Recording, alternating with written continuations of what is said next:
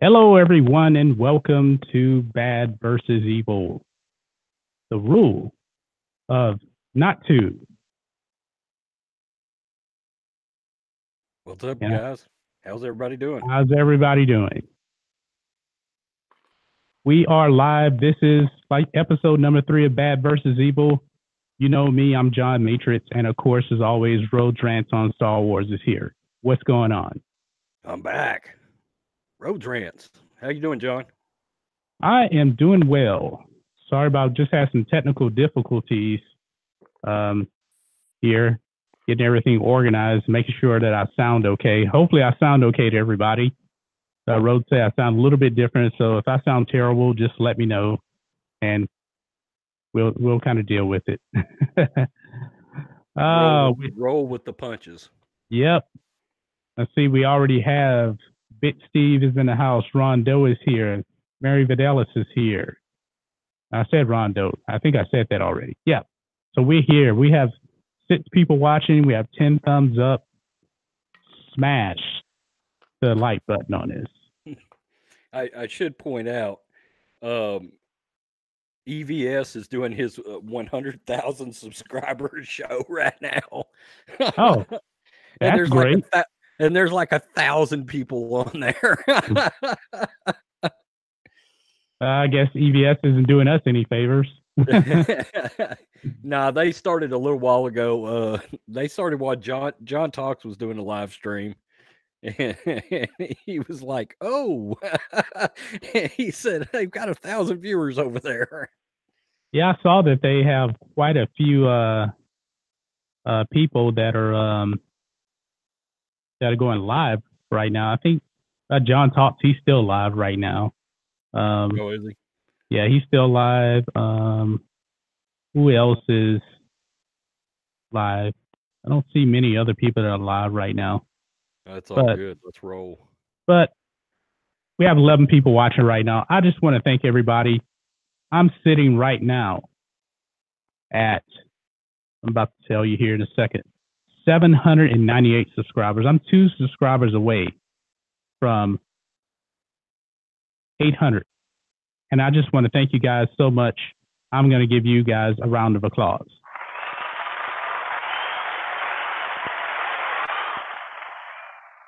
Thank you so much. Thank you. Thank you. Thank you. Really do appreciate that. But we have a show to do. And boy, what a week in Star Wars, right, Rose? Yeah, yeah. Ryan Johnson. Good old Oh, Ruin Johnson. In case you don't know, if you've been living under a rock or something like that, news broke a few days ago that Ryan Johnson was stepping away from his Star Wars trilogy. And when I heard that, I was like, okay, he's stepping away. Now, why would he actually step away? That didn't connect with me. But all the bit channels were rolling with it. All of the, Screen Rants, Cinema Blend, they were all rolling with it that Ryan Johnson is walking away. So I rolled with it too. And then we come to find out, Ryan Johnson. Now this is what's funny right here. He didn't actually tweet out that he wasn't leaving the Star Wars trilogy. He replied to someone else's tweet, some just average guy. So he didn't put out his own statement. Second of all, Disney or Lucasfilm hasn't said a thing about Ryan Johnson in so long. They don't mention his trilogy. So I don't know yeah. what to think of anything with this.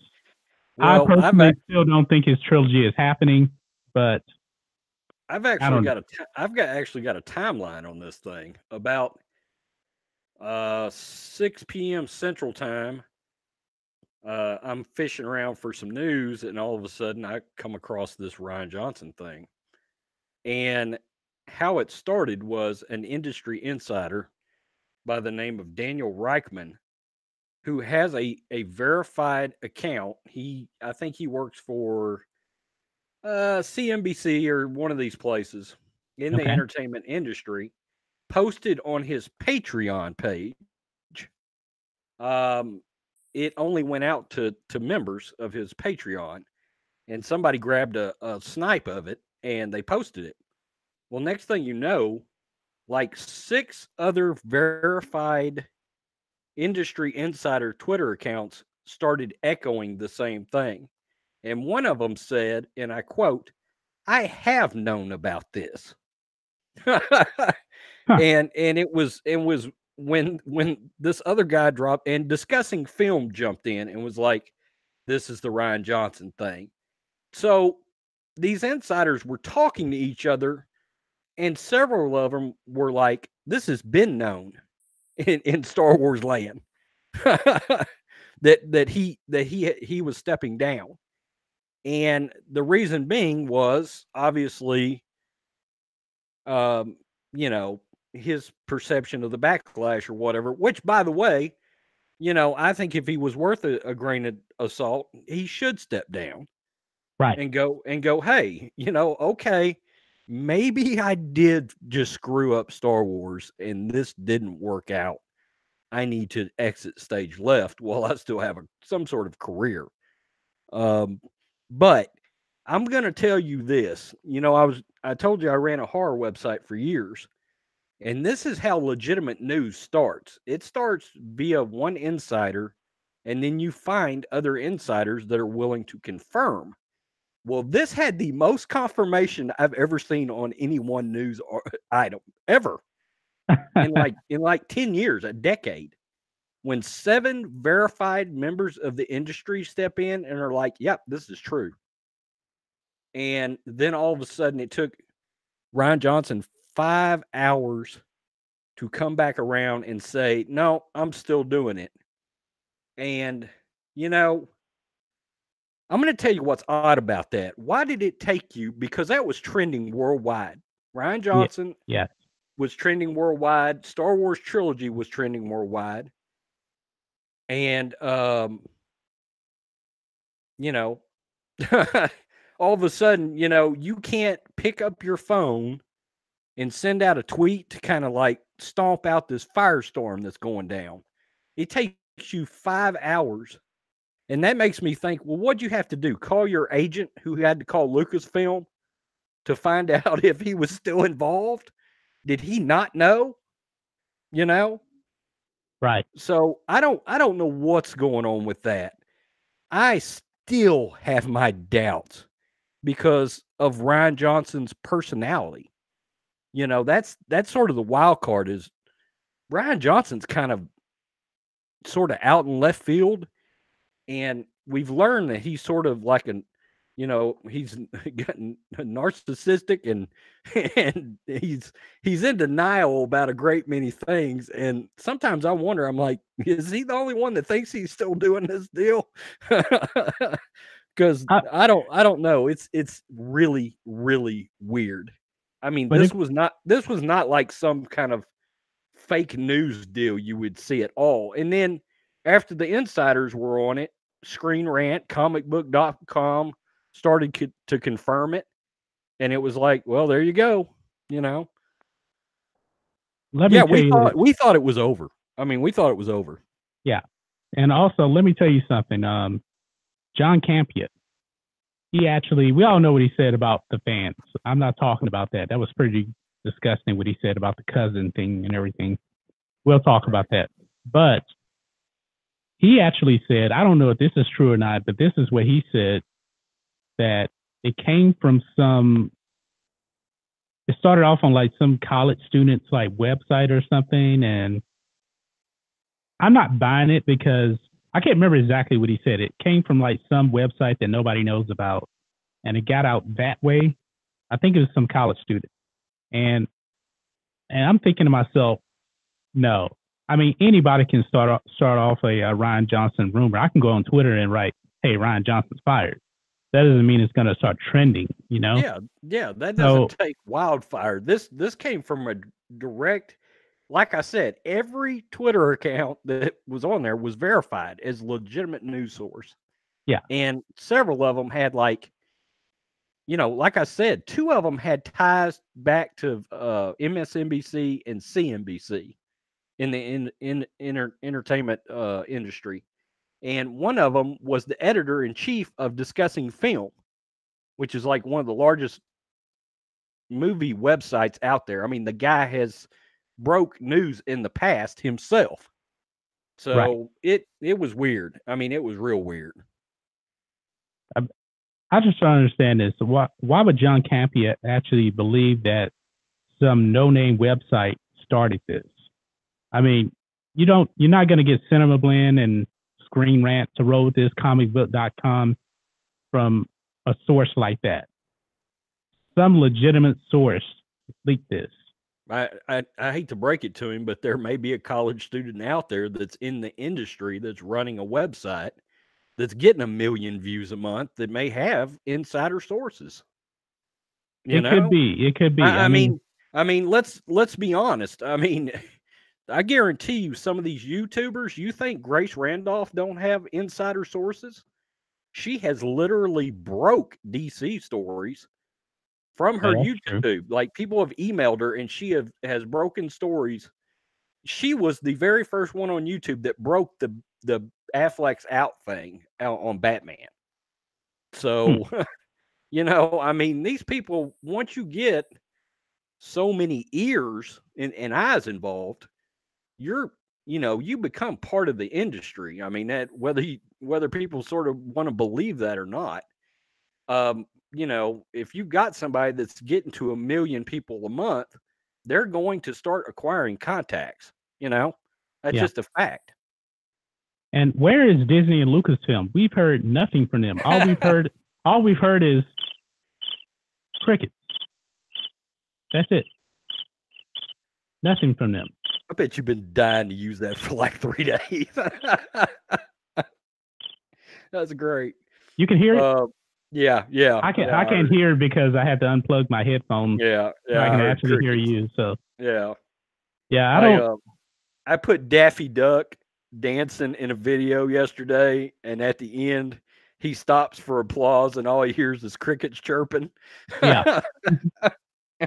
Because that's my other deal. Where in the hell is Lucasfilm? Where are they in all this? Well, we know that Kathleen, they're missing in action. Well, we know that Kathleen Kennedy is pretty much silent. So where's Bob Iger? He's going to take the fall for Kathleen Kennedy. He needs to come out and say something about this, because this isn't the first rumor that Rian Johnson has actually been fired or lost his trilogy. They've never said anything. They don't confirm or deny anything with him. They have not mentioned his name in. They haven't mentioned his name since The Last Jedi came out. It has been a long time. Like, when I was looking for my video yesterday, I was like, you know what? Iger has never mentioned his name. No. At all. And let's look at a couple of things. We've heard that Kathleen Kennedy has been regulated to other projects. She's not involved in episode 9. They have taken away her control over the movies. Carrie Hart is gone. And you're talking about the two main allies of Rian Johnson. Yeah. And let me say this. Kathleen Kennedy not involved with Star Wars episode 9, and she's doing other projects. Yeah. The head of the company is not involved with the main project. Yet she's involved with some other stuff. Yeah. I'm not even buying that she's involved in other stuff. Yeah. Well, and somebody kind of challenged me on that a while back. They were like, well, Kathleen Kennedy's a producer on this thing, or an executive producer. And I was like, that doesn't mean a damn thing other than she put up money. That's it. And it's not even her own money. Yeah. I mean, that is all it is. She agreed to fund it. And by the way, Christian Harloff yesterday doubled down on, I think it was yesterday, that he doubled down that J.J. Abrams did not like The Last Jedi. So I thought that was pretty interesting. I was like, okay, well, that tells you right there. JJ came back to do episode 9, and it was told to him from Iger that Kathleen would not be involved. Nobody would get in his way. Wow. So, yeah, I mean, there you go. Yeah, and just so you guys know what an executive producer does, an executive producer, for one, is never on set. And it's pretty much a glorified title, really. I mean, look at Chris Lord and Phil, what's the name? Lord Miller. Yeah. When they did Solo, Yep.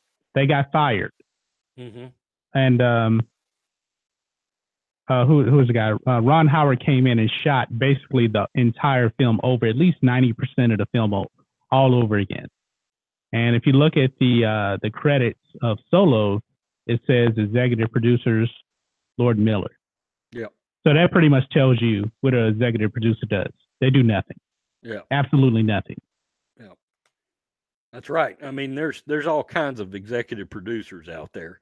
Right. And by the way, I've been doing some research on executive producers. They're contractually obligated to talk in a favorable manner about a product that they're executive producer on.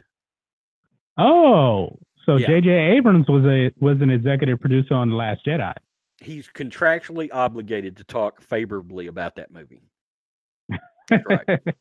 So that's why he said he wished he had wrote it, because it was so good. Yeah, that's right. Oh man, that's that is it. just. We got Dark Whisper. We got Cinedave in the house. Yeah, Emma Luis is here.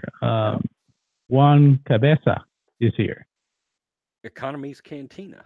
Economy's Cantina is here. He says, yo. Yo. Economy's Cantina always says that. Yo. He starts out with yo. Yeah. Let's see. Dark Whisper says, when they're going to drop the title on SW9 getting too itchy.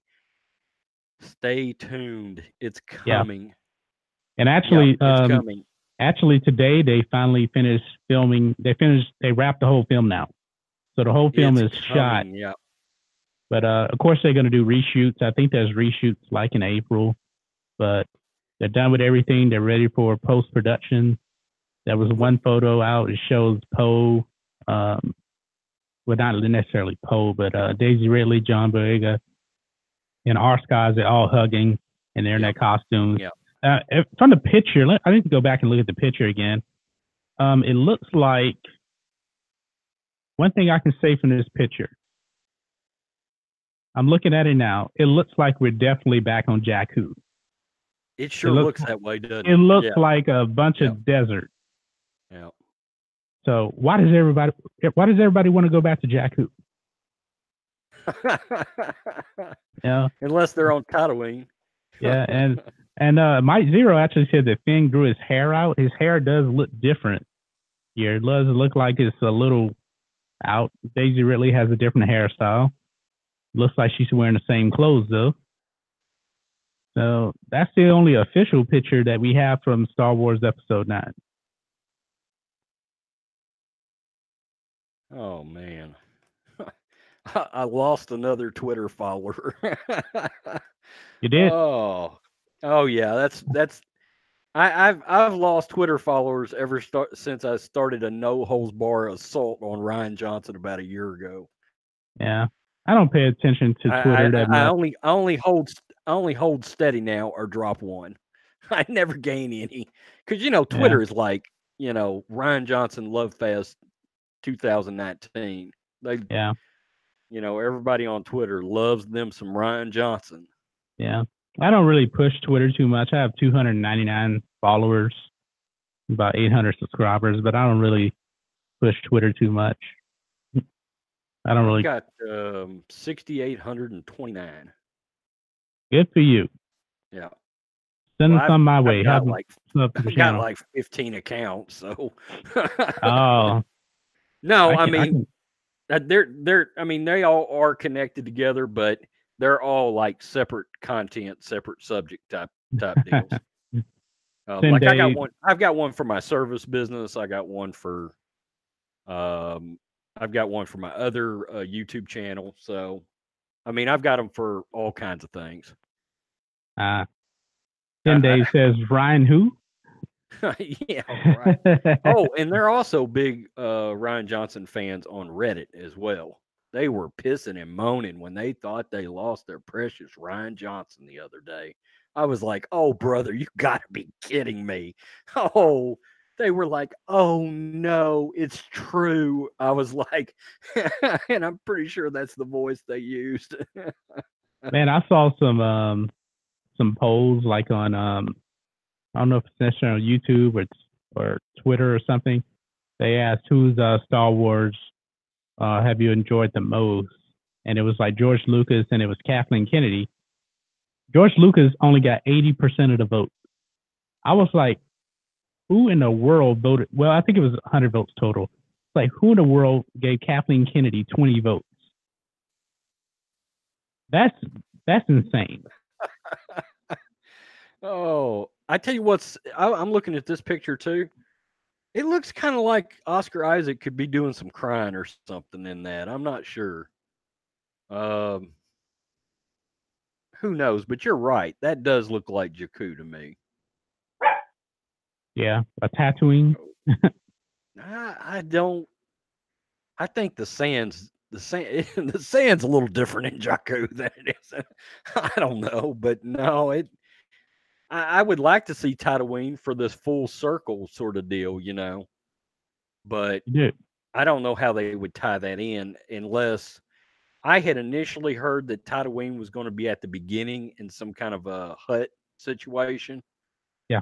But I don't know where all that hut talk seemed to like go away after the first I don't know, 2, 3, 4 weeks of filming. So I don't know if they threw that out, if they what they did on that, or if that's all of a sudden shrouded in secrecy somehow. So, of course, the rumor is Lando's barely in the movie. Yeah. He's Which, gonna you get know a what, glorified cameo. yeah, I'm gonna sort of believe that when I see it. I think he's got to be in the movie something like 15, 20 minutes, surely. Yeah. I mean, he needs more than 1 or 2 scenes. That's it.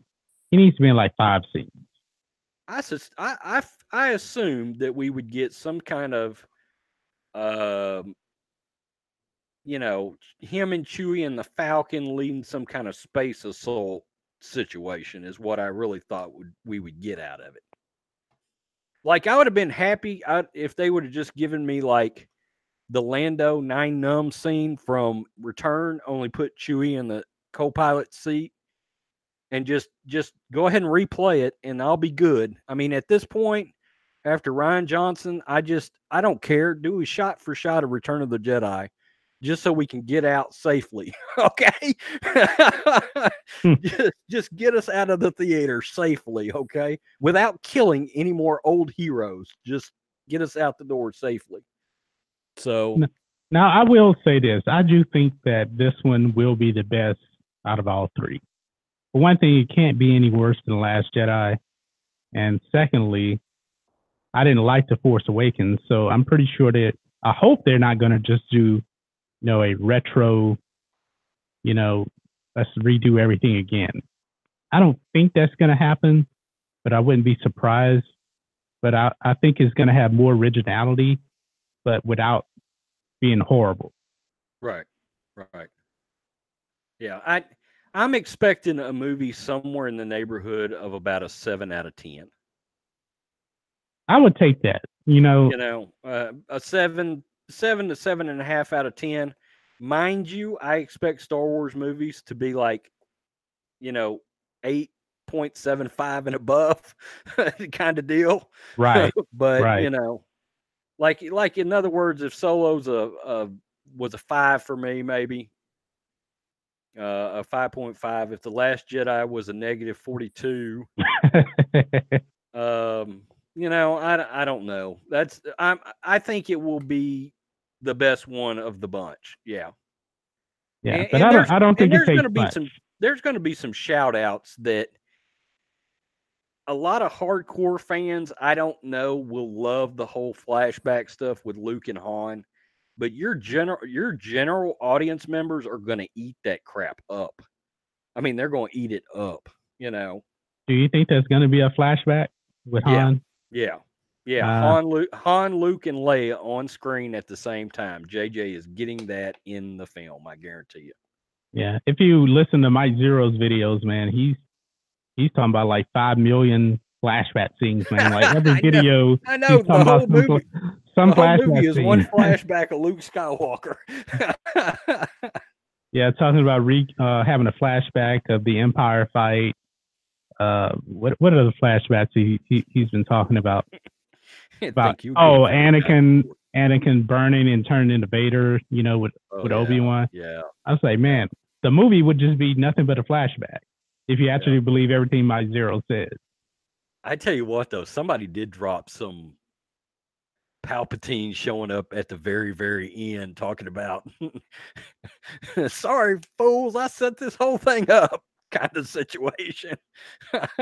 And I was laughing about that, and I was thinking, man, that may or may not be great. It could be horrible or it could be epic, one of the two. Well, I guess we'll have to see on that. Well, yeah, Harloff was saying Ian McDermott's in this movie.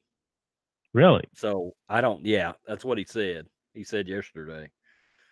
Yeah. James Clark, what's up? He's in the house. James Clark. What's up, James Clark? I don't have the chat in front of me right now. Yeah, I'm kind of watching here. Trying to pull it up here. Ryan who? Yeah, I saw that one. Yeah. Yeah, Dark Whisper says thanks for the shout out, guys. For sure. Hey, what do you think about this whole Captain Marvel deal, man? How about it's trending exactly like Solo right now? I mean, it is eerie. Did it say something about just $100 million weekend or something? I don't remember. Yep. I can tell you the first projections I saw on Solo were at 160, and about 3 months ago, the first projections on Marvel was at 160, and by the time we got about 7 days before Solo, they had dropped that to like 110, and of course, it actually came in at like 87. So, wow. And Captain Marvel is, and by the way, Solo right around that month out mark, they dropped it to 140. And then today they dropped Captain Marvel down to 100. I think Captain Marvel at 100, I think that's a disaster. For Disney. I think that is a disaster. You got a character that you threw in at the end of a movie that made $2 billion and is supposed to be bitch slapping Thanos in the mouth, and now the movie's tracking for $100 million opening. That's a disaster. I'll tell you this. Brie Larson is doing the MCU no favors. None whatsoever. I mean, she is just. I'm like, okay, you don't want a white boy to go to the movie theater? Don't worry, I'm not going, honey. And she just comes out and she just starts talking about all this. I'm like, why are you doing this? Yeah, not going. No worries. And to be honest with you, she didn't realize she was fighting an uphill battle, because you know how many people I was talking to that said they just didn't flat want to see it, period. Anyway, because it looked boring as hell. I mean, she should have been out there kissing everybody's ass, frankly. Huh. I mean, she just. If you saw those first trailers, they just weren't really interested. I mean, far and away, Nick Fury was stealing those trailers. Yep. And Nick Fury looks amazing. I know it. Really, really amazing. I'm just surprised at how great they made Samuel L. Jackson look. I mean, he looks like early 1990s Samuel L. Jackson. That's your hope for Luke Skywalker one day. I keep saying it. That de-aging technology may give you Skywalker fans exactly what you want to see one day. That post Return of the Jedi Luke. Yeah, but Lucasfilm, they don't want to have anything to do with Luke. You can just tell. I mean, Galaxy of Adventures thing is a mess. The way they're just rewriting Luke. I mean, Luke looks like Jar Jar Binks now. I mean, it's just that bad. I mean, they're lying. They're lying about Leia. Yeah, the cord thing that really did it wrapped around him. I was like, what? I was like, man, that is a flat out lie. That did not happen. You know, then he looked scared and oh man, it was just so bad. And they made now this one got me too. I didn't realize this till later. Leia leading the assault on Hoth. She didn't. She was in the control room. She was in the command center. Han got her out in the Falcon. Remember? Yes. Transport. Oh, get her out in the Falcon. So what do you guys in the chat think about Lucasfilm just lying about basically the whole A New Hope, lying about Leia, lying about Luke? They really have Han Solo in there, really. So there isn't much we can really say about him. D Carey's in the house. Rob, everything Star Wars in the house. What's going on, Rob? D Carey. Joe K470 is here. Should have got Emily Blunt. You know what? I'm going to go out. I'm going to take that another. I'm going to piggyback on Joe K and say they should have just not made this movie. Yeah. But I mean, this is a character I just don't think, in general, I don't. And listen, it's got nothing to do with the woman thing. If I was getting a Black Widow movie, I'd be there. I would go see that movie in a minute. Now, I just want to know, how did all this start out about, you know, women, like people don't want to see movies because of women and sexism and all that? I mean, we've always supported, you know, girl movies. I think a lot of people like Charlie's Angels. I think a lot of people like the TV show Charlie's Angels as well as the movies, you know, with Drew Barrymore and Lucy Liu and Cameron Diaz. Cameron Diaz. Yeah, those are good movies. Yeah. I think people like Ripley in Aliens. I think people like Sarah Connor. What other female driven movies are there? Well, I always thought the best two ever, besides Princess Leia, was Linda Hamilton in Terminator. Yeah, as Sarah Connor, and like you said, Ripley, Sigourney Weaver from Aliens. I mean, you could not get a stronger character than Linda Hamilton in Terminator 2. Was, I mean, insane. You know, Wonder Woman. Yeah, I mean, Rob said it. Wonder Woman. Even going back to Linda Carter in the 70s. You know. I just don't get where all of this started about, you know, race and sex, you know, like the whole Black Panther thing. I'm like, man, have you seen Blade? Have you heard of Spawn? I mean, Wesley Snipes. Right. Wesley Snipes is basically a comic book action hero in all of his movies. Yeah, Michael J. White's been out there rocking it for 30 years. Okay, I don't want to hear it. It's ridiculous. Yeah. Now all of a sudden there's been this huge awakening now that everything is so woke now, and you're just a sexist if you don't like a movie. I never thought I would live to see this, you know, when the fans would be called out for not liking a movie. I remember back in the day, if you didn't like a movie, you just didn't like a movie. You know? Hey, Joe K brought up another good one too, and I forgot about this. 90s La Femme Nikita. Do you remember that? With Peter yeah, I remember that TV show. That's a badass show. Yeah. Yeah, and who else? There was another TV show. I can't remember. They redid that La Femme Nikita, but I haven't seen any of them. But I know it stayed on for 4, 5, 6 years, so it must have done okay. Funny thing is, they have no idea after this woke movement, no one else will return. Maybe that was the plan after all. That was D. Carey. And do they know that, like, one of the greatest books ever written was written by a woman? You know the name of the book? No. Frankenstein. Oh yeah, that's right. Mary Shelley. Yeah. Mary Shelley. It Yeah. wasn't Jake Shelley. It was Mary Shelley. She invented Frankenstein. It was Jake Skywalker, but it wasn't Jake Shelley. Witchblade. I don't know if you remember that or not. Witchblade. I remember that. No. That was a little more on the low budget side, but it was pretty good. Yeah. You remember the Craft? That's a movie with women. Oh yeah. Whole movie is with women. It's pretty good. Yeah. What was her name? The crazy looking one.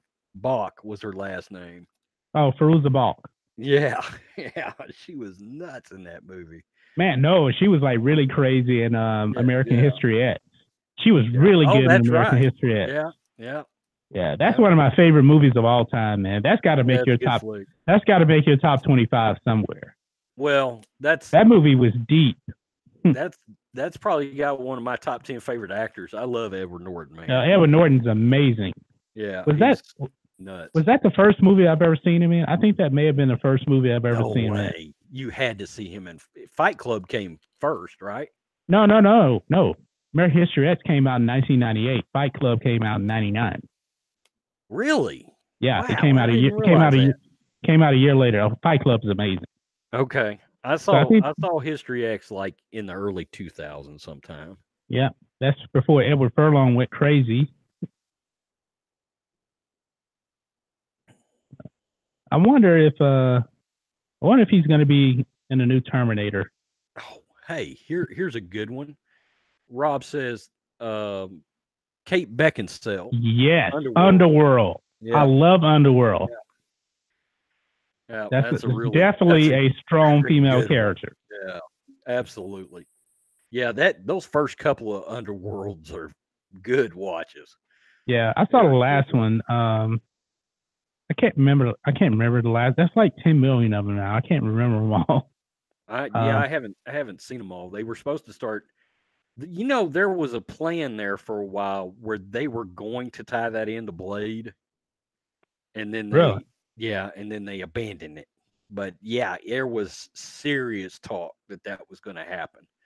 And then is Underworld based off a comic book? I don't think so. I think they were just going to tie it into Blade's world. And they were wanting to set up some kind of a big fight there, I think, between Beckinsale and Blade. Blade would. Well, I wouldn't want to see them fight each other. I'd like to see them team up. But you know how that story goes, though. They always have to fight each other midway through the movie, and then they team up later. Yeah. Black Widow is kick-ass. Yes, definitely. Yeah, I like Black Widow. I like most of the MCU. But yeah, I wonder you're a little higher on the MCU than I am, but for the most part, I'll tell you what they haven't done. They haven't made really what I would call a bad movie. No. There's some I don't love, but they haven't made and I know some people would say, well, Thor Ragnarok or whatever, because I didn't love that movie. I thought it was okay. It was a little goofy. Yeah, absolutely. That's what I didn't like. It was a little bit over top goofy, but it was okay. I can even see value in both of the Hulk movies they did, and because actually Robert Downey Jr. actually makes a cameo in which one is it, the Ed Norton one or the Eric Bana one? Yeah, the Ed Norton one was tied directly. Ed Norton was supposed to be the Hulk. Banner, and then he backed out when he realized he was going to have to be in like 12 movies. Yeah, because I don't think a lot of people actually know that movie is actually a part of the MCU. Absolutely, it is. Yeah, I think it's like the forgotten movie. I think everything kind of started with Iron Man. Yeah. And it was actually made after the first Iron Man. It was? Yep. Yeah, Iron Man came out. Iron Man came out in 2008. Yeah, Iron Man kicked that whole deal off, is my understanding. 2008, and what was that? The Incredible Hulk. because Avengers came out in 2012. I remember seeing that. I was like really amazed. Okay, they came out the same year. The Hulk and Iron Man? Yeah. Okay. Yeah. And that wasn't really a great Hulk movie.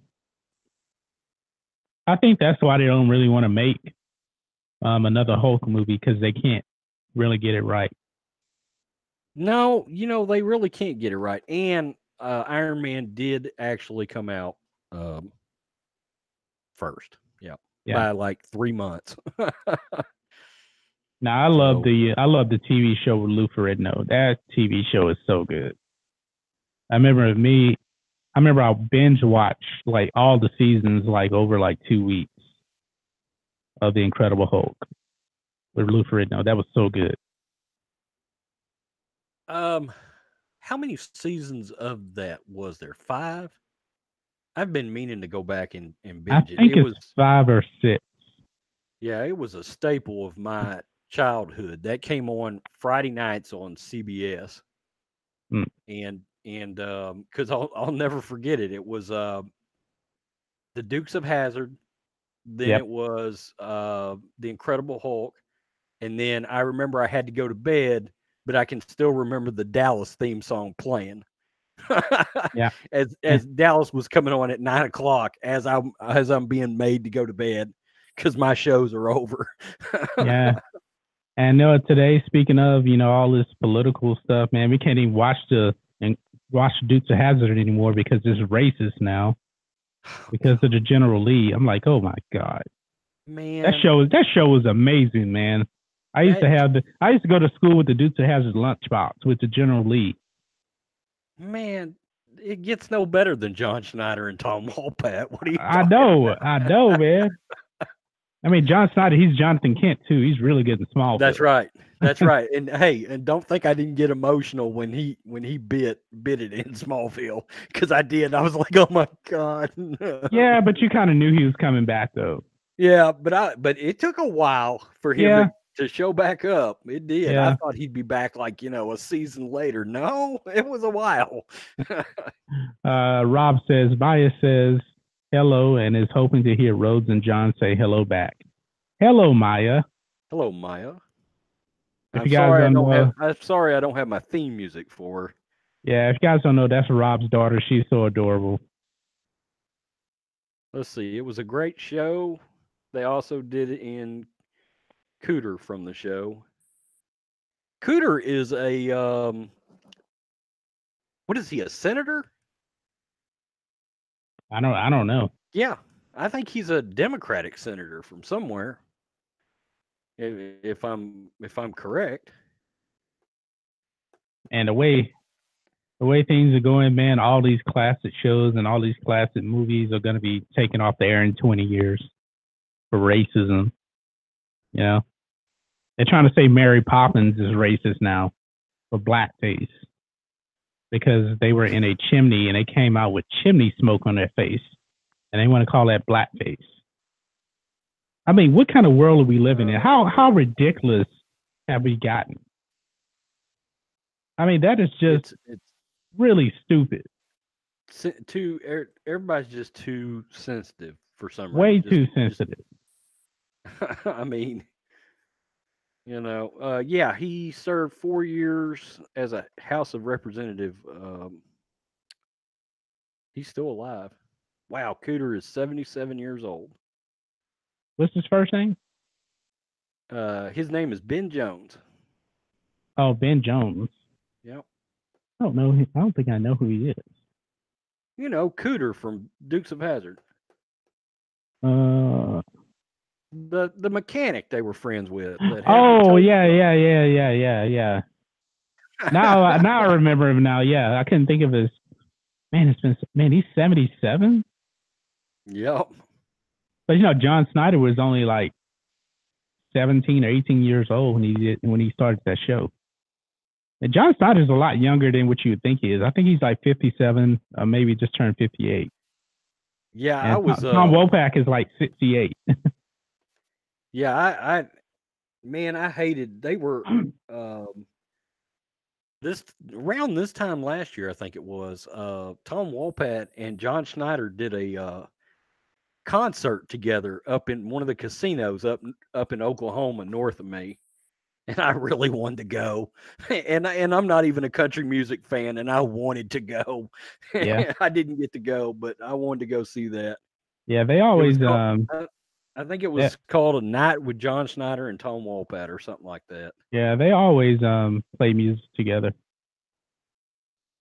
And Tom Walpat guest starred on Smallville a couple of times. Yeah, he did, and they actually put in like the Dukes of Hazzard thing because they got in the car and they like jumped over this thing and it was like slow motion, just like the General Lee. I thought that was pretty cool. Oh, and Waylon coming on with his narration as they're jumping over and it freezes and they go to commercial. Yeah. God, I'm that's wondering. good. Yeah, but I'm wondering if they had to have gotten permission to do that, man, because that just seems like copyright infringement to the max. Because it was just clearly Dukes of Hazzard. It probably depends on who owns that property. Like Right. if Warner Brothers owns Dukes of Hazzard, they probably wouldn't care. You know, Right. I don't know. It depends on who owns that property now, I guess. I don't know who owns it. I'm curious though, because I just remember those scenes. I was like, man, this is just straight up Dukes of Hazzard, man. This is not even Smallville. you might as well just call them Bo and Luke Duke. Right. Hey, people in the chat are probably like, really? I came here for Star Wars. Y'all fools are talking about Dukes of Hazzard.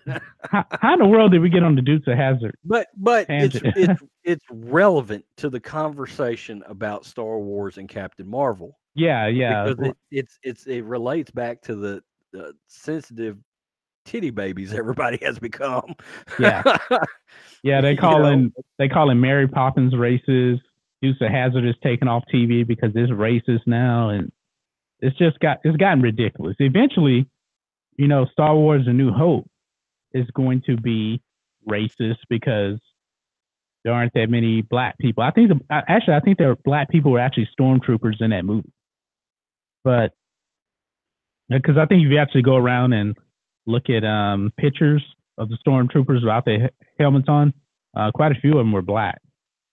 But that movie may actually be called racist one day because Darth Vader was wearing a black helmet and everything. They got this black guy, James Earl Jones, with this dark ethnic voice, and they'll just start making up stuff about it, and then they'll say, "Oh, it's racist." At the end of Return of the Jedi, he wasn't even black. Like, come on, that's coming. That's coming one day. To put Lando in yellow again. I actually don't have a problem with that. I know a lot of people were like, "Oh no, don't put him in yellow," and I'm like, "Yeah, who cares?" Yeah, 30 years from now, they're going to consider George Lucas to be a sexist for not making Lando a pansexual in Empire and Jedi. Guys, if y'all are not subscribed to Snoke Spinal Tap, please subscribe to his channel. Yes, check him out. And they will say it's racist because the villain dressed in black. Yep. God, you ought to be happy that George Lucas used James Earl Jones' voice, because there's actual footage out there of David Prowse saying the lines, because he used to memorize all his lines. He would say it. They were pretty rough. Oh my God! I mean, you talking about Darth Vader was not intimidating. I mean, he was very physically intimidating, but when he opened his mouth, all bets were off. You were like, oh no. Yeah. I mean, there's a scene out there. He would actually say, "You are part of the Rebel Alliance and a traitor." That's the way he used to sound. Right, and I was like, oh my God, I'm glad. He had that real hard British accent, I mean, it was like, I was like, oh God, no, not Benny Hill. Yeah. And then when he found out that George Lucas wasn't going to use his voice, he stopped learning his lines. Oh, Senator Dave says, racist ass chimneys. That's great. How old is James Earl Jones now? I guarantee you he's at least 80. Oh, yeah. I think he's like 83 or something like that. No, my God, he's older than that. James Earl Jones is 88. Is he really? Yeah. I wonder if he's going to be in the next Coming to America movie that got announced. Surely. I would never think James Earl Jones is that old. He doesn't look that old. No. He looks old, but he ain't that old. Man. Because I thought that My him dad's and 88 years old. Really? I thought that him and John Williams were about the same age. I really did. I think John Williams is how old is John Williams? See, John Williams is 87 years old. He just turned 87. Wow, that's crazy. Yeah. I'm scared to even know how old George Lucas is now. George Lucas is not that old. George Lucas is 74, I think. And you're coming into the dangerous years. Yeah, he's 74. I think him and Ian McDermott are the same age. I think when Ian McDermott, people don't realize this, when Ian McDermott did Jedi, he was only like 39 years old. Yeah. But when you put that when you put that makeup on him and everything, you know, he looks exactly the same as in the prequels. You know, I would love to see Ian McDermott come. They should make like an actual Vader movie and have Ian McDermott play the Emperor. I think that would be amazing. He was officially announced for Celebration too, by the way. Ian McDermott? Yeah. Oh, that's cool. Mr. Pete needs 600. Welcome, Mr. Pete. Yes, subscribe to Mr. Pete. He needs 600 subs. Absolutely. But I wonder if George Lucas is going to be at Celebration. I doubt it. Highly. I don't think so either. I cannot wait. I cannot wait to see the tone of that celebration. Yeah. You know, because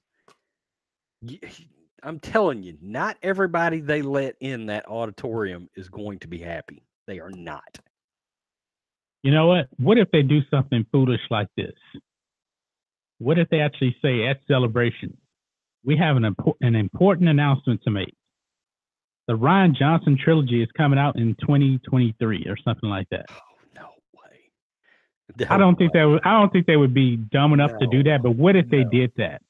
I've said before, you won't hear a peep about Rian Johnson until at least after episode 9 is released in the theater and has ended its run, by the way. Yeah. I just can't imagine they would be that dumb.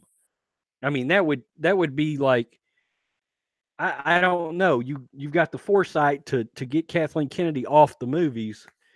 You know, Rian Johnson, if Kathleen Kennedy is public enemy number 1, then Rian Johnson is 1A.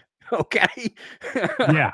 So you better keep your mouth shut about Rian Johnson. You know what I mean? God, nothing triggers me more than now. I'm triggered. I'm triggered on Rian Johnson. Isn't that what the buzzwords that SJWs use? They're triggered. Yep. But remember, they had no problem announcing his trilogy before The Last Jedi came out. I mean, when I actually heard that he was getting his own trilogy, I was like, man, he must be doing something good for them to offer him a trilogy just like that. And everything we were hearing about The Last Jedi before it came out was just everything's running so smoothly, it's so good and everything. And then it comes out and bam, it's an absolute disaster. Yeah. Yeah. He said his Twitter blew up and he thought his first initial response was, oh my God, I ruined Star Wars. And then he was like, nah. and I'm like, no, you had it right the first time. You had it right the first time. Oh boy. Let's see here. Let's look at the chat here. Mr. Pete says, John Matrixx, room for one more? You want to come on, Mr. Pete? Is that what you're asking? He said for one more. Oh, send him an invite. Yeah, I need your email though. So look in the. He said yes. Okay, email me. My email is in the description, or you can just, I don't know, if you want to just drop your email in the chat. If not, you can email me. My email is in the description, so you can email me, and I will get you on. Senna Dave. He needs subs. Guys, subscribe to Senna Dave. Make sure I get my email open too, so I can actually see it when it I was comes. excited to hear Ryan was stepping down. I thought Star Wars was going to start fixing things. I was disappointed. Yeah, we were disappointed too. I mean, who wasn't disappointed? But let's be honest, and we started the show out on this topic. We still, I have to believe there is no way that trilogy is ever getting done. It's not happening. I think it would be the death knell. Like if one of his movies, I believe, even goes into serious pre-production, I think it could be like a death knell.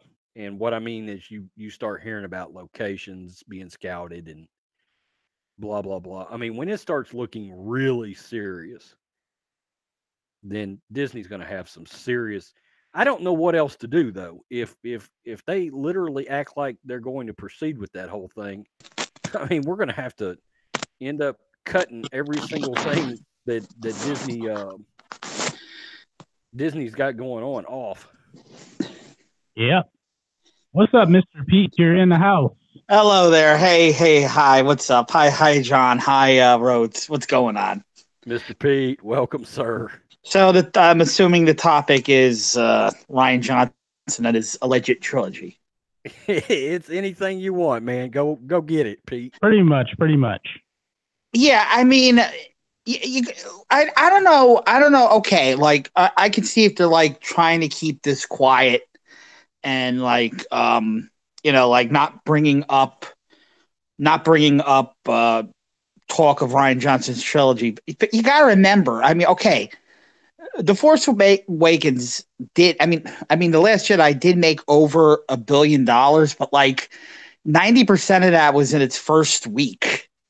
And it had like one of the biggest drop offs ever. I think it was like a 71% drop off in week 2 or something like that. 65%. 55%, yeah. One of the biggest. And, it's like, I guarantee you, unless they somehow make this Rian Johnson whatever. Let's say if he's just getting one movie, they better make it for like $100 million because it is not going to make a lot of money. It's probably going to do like Solo numbers, like around 400 million tops. I have said for that to be a success, they need to make it for $60 to $75 million. Yeah. But you realize the quality would be horrible. It'll be so low budget by movie terms. His only possible saving grace on quality is they are saying the technology they are going to use for The Mandalorian is going to revolutionize film, because that's why they're able to keep the Mandalorian episodes to $10 million each, because they're going to be using a technology that is going to bring real Star Wars film quality to a screen on a more limited budget. And that might be his only saving grace is something like that, where they can throw $30 million at a 2-hour movie. Yes, and they also got to mention like Rian Johnson's directing it, but also like Kevin Feige's writing it too, or something like that. Like they got to bring in, at this point they got to bring in somebody else. It just can't be him writing and directing the story. Well, I'm glad you brought that up, because I actually had heard no matter what, he will write it somebody else could direct it, but he is going to write it for Oh, sure. God, no, that cannot happen. No, it's just going to be a disaster. It's a disaster anyway. Oh my God, we got a laugh track now. Canned laughter. Oh, I'm on an episode of Three's Company. Come and knock on your door. We've been waiting for you. That's great. You can. Hey, we all just aged ourselves right there. Yeah. I was like 2 when that show was on here. Oh God, I wish I could say that. I mean, I was probably 5 already. So yeah. Now, if I'm not mistaken, I believe that Rian Johnson, his actual idea was to actually have his trilogy in another galaxy.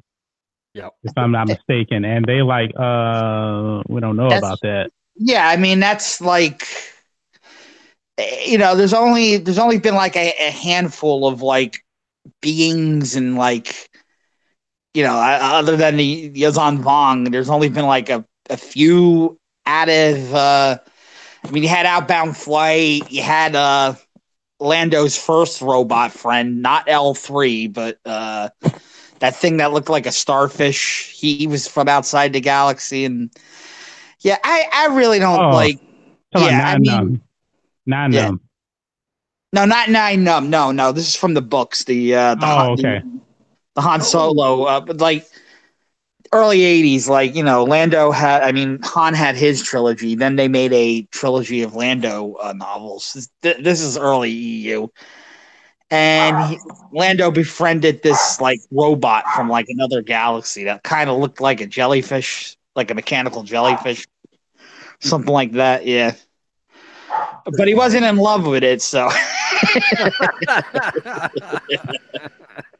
at least there was that. Oh. Yeah.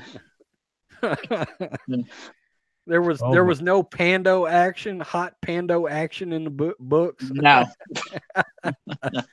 Thank God. George Lucas never wanted to sexualize Star Wars.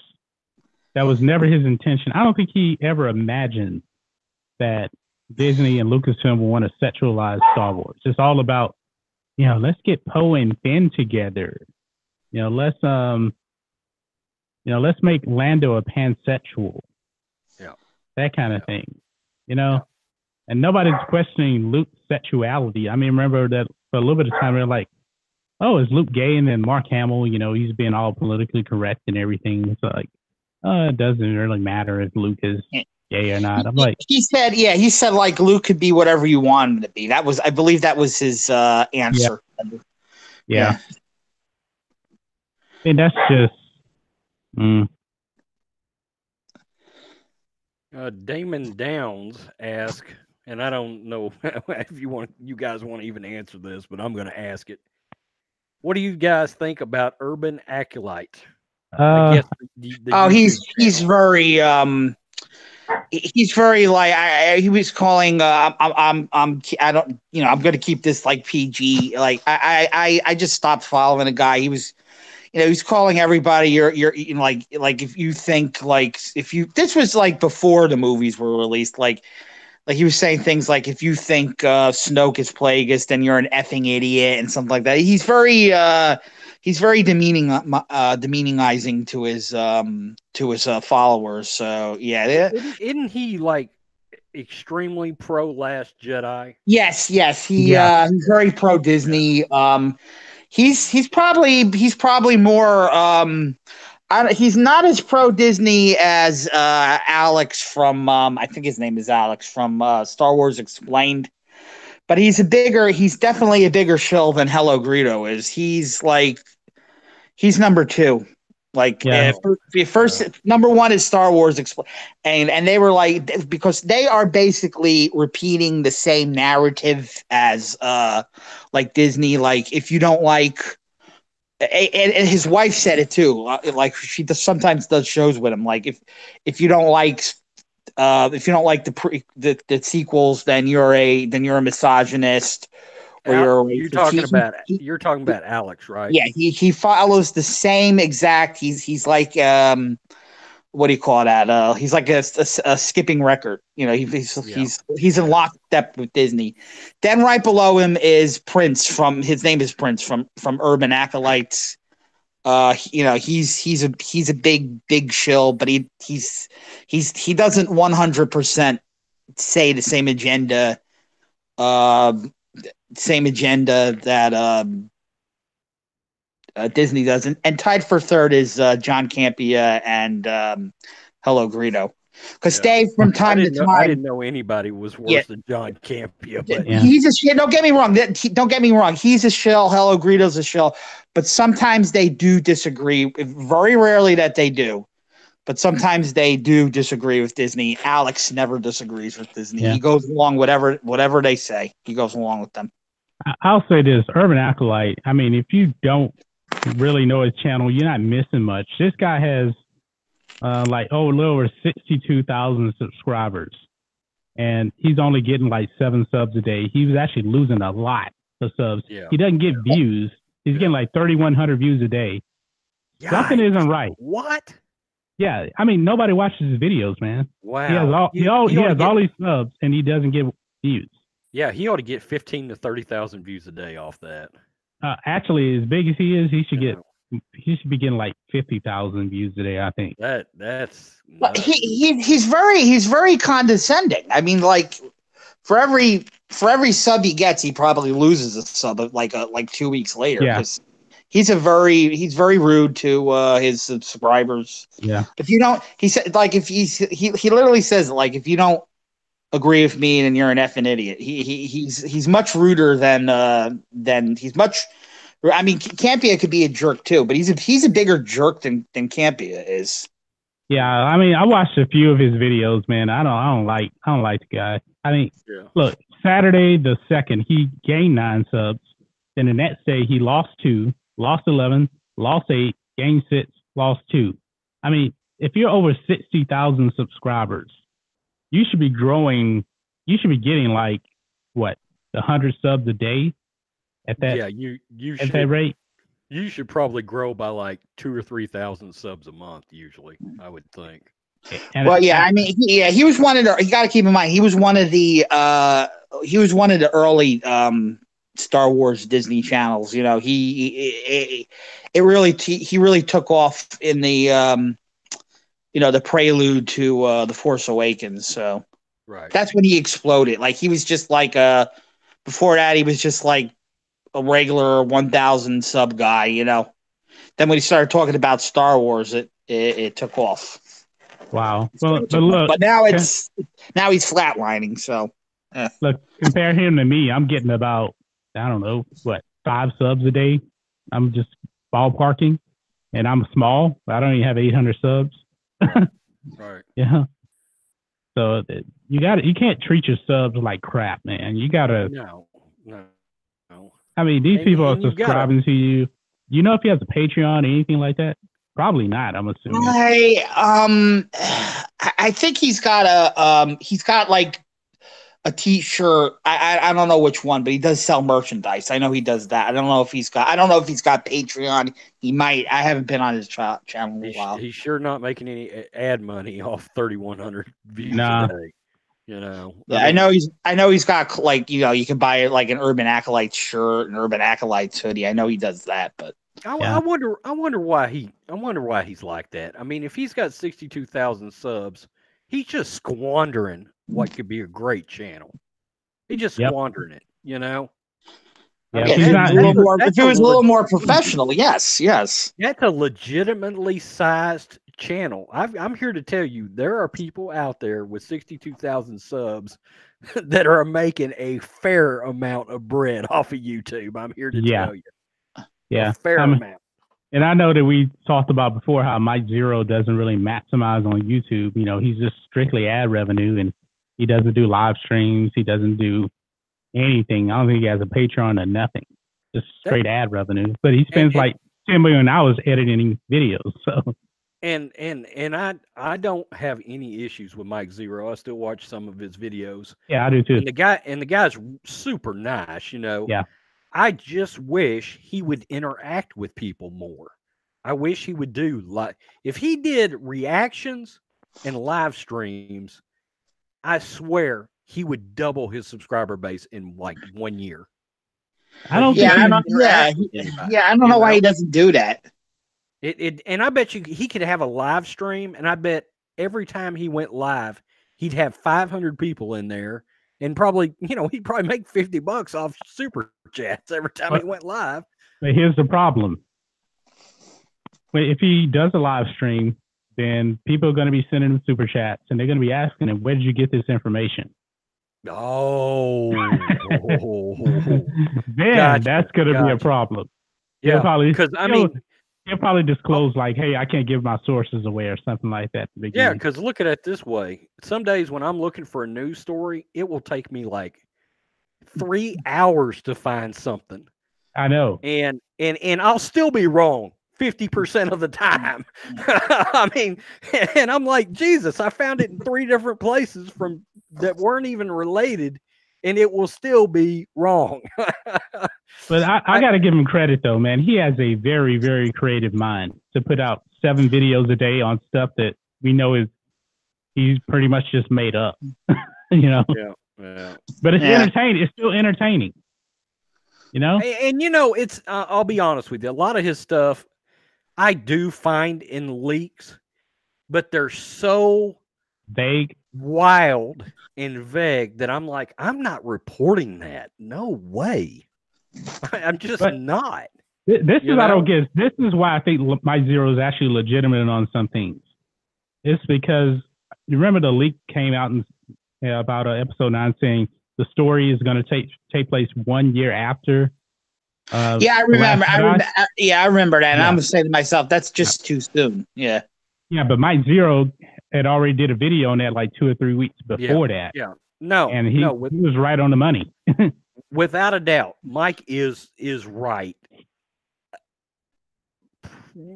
Somewhat regularly, Yeah. But I remember some of his Last Jedi stuff was like really wild, and it wasn't even close. Now, what he has got a knack for doing is actually taking a subject, one subject, and actually getting 12 videos out of it. Yep. Yeah. Oh, yeah. Crazy. It is crazy. I'm like, wow, you literally 3 days ago made that same video with a different script and different wording and blah. And I'm telling you, I'm like, wow, that's talent. I mean, I'm not here to hate on the guy at all. With 3 million views a month, I am not hating on you, Mike Zero. I am not. Well, you know what? I was actually watching, I have vidIQ. Yeah, I think you have too, buddy. I use vidIQ. Yeah. And they were talking about the YouTube algorithm. And pretty much, man, it's all about thumbnails and titles. Mike Zero has really good thumbnails and he has really good titles on his videos. He is on point with thumbnails. I don't think he actually does those himself. I think if you actually look in his description, it's something on Instagram they actually do thumbnails. I mean, I use Photoshop for thumbnails. I think mine look okay. They're not Mike Zero good. But I noticed something though. Since I actually switched to Photoshop and I actually got to Creative Cloud, my views have gone way up on my video. Yeah. Okay. Because my thumbnails have gotten way better. My thumbnails suck ass, and I know it. I know it hurts my channel. And I use was it Canva? Yeah, I have Canva too, but I don't really like it that much. And I don't like the fact that I can't, unless I'm missing something, I can't put a border around my fonts and things. Yeah, and that drives me nuts. And I tried something else a while back, but I still didn't love it. Canva is quick, but it's limited. Yeah, Photoshop, man, is just amazing. Like, look at my the video didn't do as good as I thought it would be, but let me try to get to it. And it takes forever. Come on. We've got 19 watching. Woohoo! Come on, 20. Like my Okay, my Ray video. The title is Star Wars News. Ray's parents revealed, and I have a picture of a Jakku in the background, Ray in the middle. And I have like two shadowy figures next to her, and then on the thumbnail it says Ray's parents' identity. I think that's one of my best thumbnails, but it has 189 views. But the next one I put about Galaxy of Adventures about Luke, that video I put in the thumbnail Galaxy of Lies, and I have Kathleen Kennedy highlighted with Luke, and Leia and Luke from the cartoon. That one has 704 views. Wow, that's a good video. Yeah, but I think the title is really good too. Yeah. One balance, one force, one balance says Mike Zero is Doomcock. Oh, I heard those rumors. Wouldn't that be awesome? Yeah, it would be. I like Doomcock, man. Doomcock's videos are really, really good. If you guys haven't seen Doomcock's videos, it's actually Overlord DVD. That's the channel. Doomcock, his production is high quality. He has like 15,000 subs, but I think he may actually do this full time. But I know he has a bit following on Patreon too. But Doomcock is amazing, and he does the voice for Harvey Cthulhu, his other character that he has. Yeah. And he has like this enhanced voice. But he said that it's not a mechanical helmet. I think he said it's just a helmet, and when he puts it on, I guess it amplifies his voice more, and I guess he does stuff in post-production to make it good. Yeah. Yeah, his videos are pretty good too, but his live streams are so long. He goes on for like forever, like 3.5 hours at a time for his live streams. He really by himself, it's not like he has somebody else to lean on, Yeah, well, think of it, man. All that money from Super Chats, 3 hours is pretty good. Plus, the ad revenue, plus his Patreon. Doomcock's making some good money, man, from everything. Because I don't know, he only has 15,000. Just imagine when he gets to 30,000, he can get the join button, and that's $4.99 a month for people that want to actually join. I bet he's growing a good bit too. I remember he was at 10,000 subscribers, and I can actually look it up. Overlord. He was actually, I remember his 10,000 subscriber count. That was, I don't remember when it was. I can't believe they gave Doomcock a D- on Social Blade. But Doomcock doesn't get a whole lot of views. He has 16,000 subscribers. He's getting like 3,500 views a day, and he's getting like 81 subs a day. But he does those super chats. He does the live streams too. So I think he's doing pretty good. He's got some really big days though, randomly. Some good days.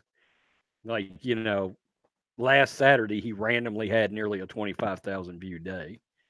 So that tells you he's probably not uploading every day.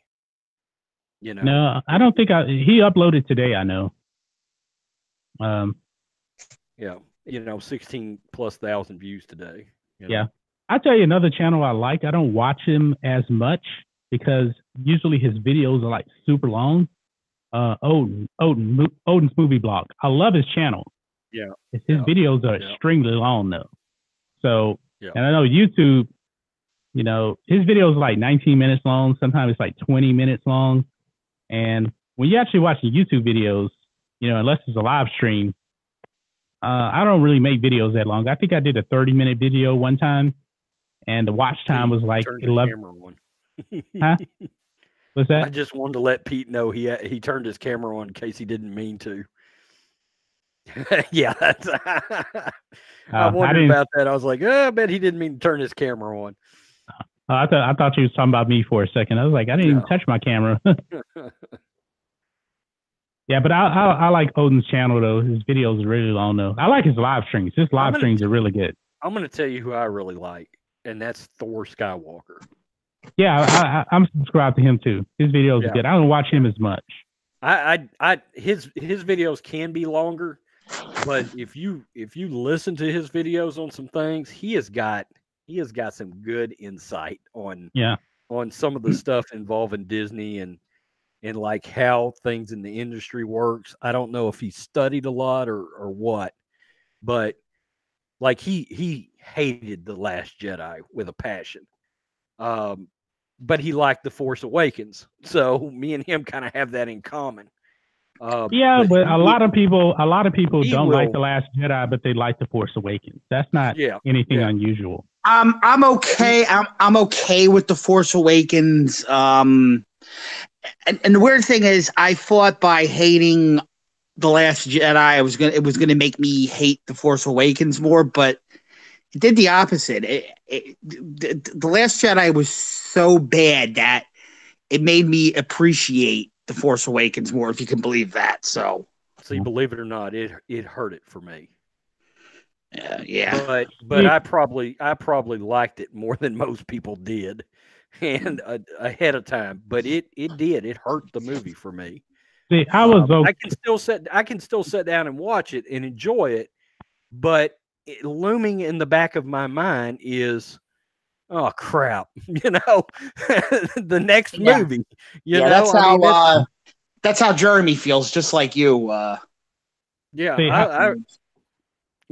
and Jeremy are very on the same wavelength about that, because he loved The Force Awakens, and sometimes I've said it sucks because I came out of The Force Awakens thinking, man, episode 8 is going to be freaking, I'm like heavy metal concert, jazzed up, ready, cannot wait. And then, I got, from the moment that lightsaber went over Luke's shoulder, I was like, oh God, what is going on? I tell you, for me, The Force Awakens, you guys know I didn't like the movie, but it was okay until Rey discovered her Force powers. Then once she discovered her Force powers, then it just got ridiculous. Her doing the Jedi mind trick and everything. I was like, no, this is ridiculous, man. You need a Jedi master to train you and teach you things. So I wasn't even that worried about that, because I thought we was going to get some, some kind of epiphany moment in episode 8 that was going to be like, oh, that's the reason. Instead, she comes in and whips Luke's ass and puts him on the ground. And I'm like, I didn't learn a damn thing. I hate that scene. I hate that scene. It's a worst scene in the history of Star Wars. Yeah, and I put that scene in a lot of my videos too. When I'm talking about like Rian Johnson, I've always put the Luke drinking titty milk in the video, and also put Luke getting put on his ass by Rey in the video. Because those are just two horrible scenes. Right. Hey, John, what video I really liked, and I'm so glad you brought this up, because like almost none of the other Star Wars channels on YouTube are talking about it. The fact that, despite what Disney is saying, this does not, knowing that Rey is like 99% just some random nobody, this doesn't feel like the conclusion of the Skywalker saga, because your main protagonist is not a Skywalker. As a matter of fact, I don't know if you read the comments, but I said that, because now there's talk of, like some of the rumors that like she does have like a deeper past. But you saw what I typed. I said Disney made their Rey is random bed, and now they have to sleep in it. You saw that. I'm so glad you brought that up. You talking about my video on Rey? Yeah, your video. Yeah, I think you did it like a week ago or something. Yeah, I'm trying to find your comment. Pete, that raises a good question for me. Right? I know. Does Rey in your mind, does the hero have to be a Skywalker for it to count for you? Yes. Okay, Absolutely. It does not for me at all. But the thing is, that's what Kylo Lucas winning made would be fine with me. I would be fine with that. He's as dead as a doornail. His character is going to be killed off. We all know it's coming. Whether the question remains whether he's going to redeem himself or not, and he probably is. He probably is going to redeem himself. I keep saying like in like comments and stuff. Episode 9 is going to be the most predictable Star Wars movie ever. Hey, but in the last week, I heard 1, he will not repent and go back to the light, and 2, he will not die. I don't, I think Adam Driver's done with making Star Wars movies, though. Even if they make like another, say if they make 10, 11, and 12 in like 10 years or something like that, I don't see him coming back. I think that's exactly what they're going to do, is make 10, 11, 12 like a decade from now. I really do. I had read something the other day where they are literally, because have you heard about the other threat, the greater threat that's coming or whatever? Yeah, like these stormtroopers in red and black or something like that. Yeah, stormtroopers. Yeah, but there's supposed to be a threat from the unknown regions that's going to come that Palpatine knew about or suspected, and the threat is a threat to both the First Order and the Resistance. So it's like a bigger threat to everybody involved. And so I don't know how that's going to work out, but who knows? But I heard the other day, don't sleep on the idea that this is the last movie. And I have said for a while, they're gonna. Yes, Rhodes, I agree. Especially if the D&D trilogy doesn't do that well, we will get a 10, 11, and 12. Definitely.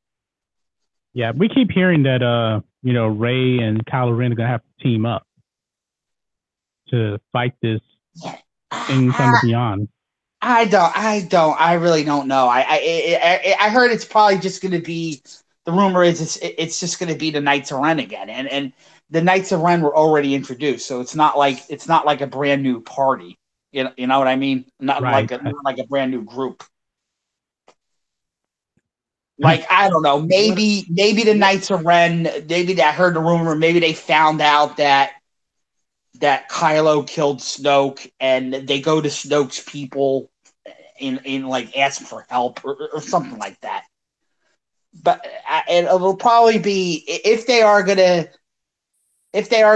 introduce new antagonists, it's probably gonna be the Knights of Ren. I mean, not new like a newer, not like as new as in a new group, but them with a new subgroup supporting them, if you can understand what I'm trying to get at.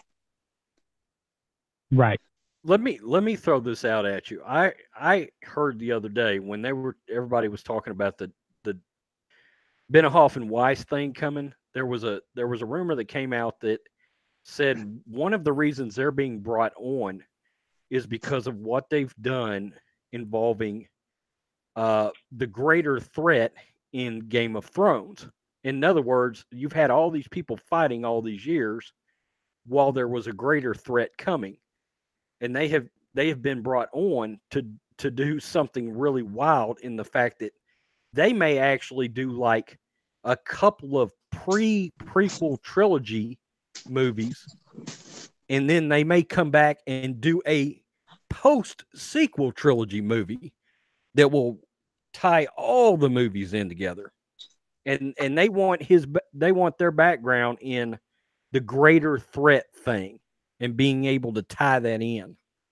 What do y'all think about that? But what's the greater threat? That's the thing. I mean, we don't know. They're going to introduce. I mean, we may see it in 9, but they're going to come back and possibly introduce it, like the origin of it, in 10, 11, 12. In right. No, not necessarily. In 1 or 2 movies prior prequel trilogy, and then come back and do a sequel trilogy. Sequel, right. A better term. Yeah, So they may actually, yes. Oh yeah, keep going. They may do 3 movies that are technically connected, but from a timeline perspective, spaced way far apart. Okay. So, and then their last movie will literally end it. And the other day, I posted a video when I heard this. They're talking like 2032 or 2033 would be the last movie that will wrap this whole thing up. So, I don't know. Take that for what you will, but Disney values the fact that they can create a universe where there is a more dire enemy than both the Empire and the Rebels. Well, in other words, they've been fighting all these years, but this other enemy has been out there unbeknownst to them in a lot of ways, like Game of Thrones, you know, and because so many people in that universe didn't know that the greater threat beyond the wall was even coming while they were fighting. But and they found that out, you know, after the fact. Yeah, my concern about that though is if they do something like that, will it even feel like Star Wars? Yeah, because this whole thing, this outside force, and it has been mentioned. It has been mentioned in the Thrawn books. I mean, not specifically, but like this outside force has been mentioned in the Thrawn books. It has been mentioned in the Aftermath trilogy by that's right. Yeah, by what's his name, the guy who just got fired. Wendig. Yeah, it has been casually brought up. The whole thing reeks of the Yuuzhan Vong, and there are a lot of people in the EU fandom that didn't like the Yuuzhan Vong. I personally feel they feel more like a Star Trek or Doctor Who type of threat. They don't feel. I'm sorry, they do not feel. They're nothing. They don't. It's not. It doesn't feel like Star Wars. I don't want that. Then I don't want that. Yeah. They feel like. I mean, it feels like okay. Yeah, like the Force doesn't work on them. It's like if like Superman came into the or not Superman, like what's his name? Darkseid. Like if Darkseid came into the Star Wars galaxy or Thanos or Galactus and the Force doesn't work on them. That's exactly how it like feels. Like you're entering this universe, yet the Force rules don't apply to you. That, you know, to me that doesn't feel like Star Wars. It's a total use. I don't like people who like. I know there's people who like to use them long, but if you like them, fine. I don't hate you for liking them. It's just that to me, them and the mother father. That does sound weird. The father, daughter, son, the Mortis. These things, they just don't feel like Star Wars to me. They just don't. Sounds weird. They need to get back to the element of family. I mean, that's just kind of going to the extreme if they. Well, John, it's that they're doing the PC current SJW cult, the made up family, the put together family. Like they've left. I've said this before. They've left Middle America and Southern America completely behind. Like the values that middle section of the country that is so important to them. You know, we connected to the fact that Luke was a farmer, okay? You know, out in the middle of nowhere. I live in rural Texas, okay? Yeah, I could connect to that. Disney has chosen to leave that behind, that dynamic. And it's killing them. I'm telling you, it is right. The new fan base, number one, is not going to spend money. We've seen that with sales on the Last Jedi merchandise and for Solo.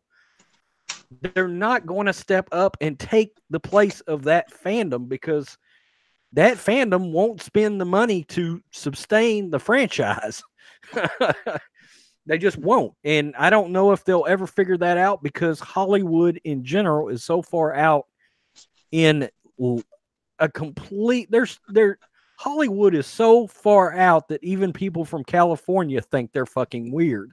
So, you know, if that tells you anything. That's why they're coming to Texas. You know. Well, my wife's from San Diego, you know, she thinks they're nuts. Yeah. Well, it's like Poe, you know, like you got the made up family now. Like Poe's the new Han, you know, Rey's the new child of Leia. You know, Leia's gonna like take care of her. It's the put together family trope, which is so popular in Hollywood right now. Right. And for full disclosure, if they would have set this trilogy up better, we probably wouldn't have cared, you know, about what the characters, you know, how they put them together or anything. Well, but I would like it a lot more if they said I would like it right more if they would just say Rey is this. She's not a Skywalker. She's not a Kenobi. If they got that, if they said that right away, I would have disliked her character a whole lot more.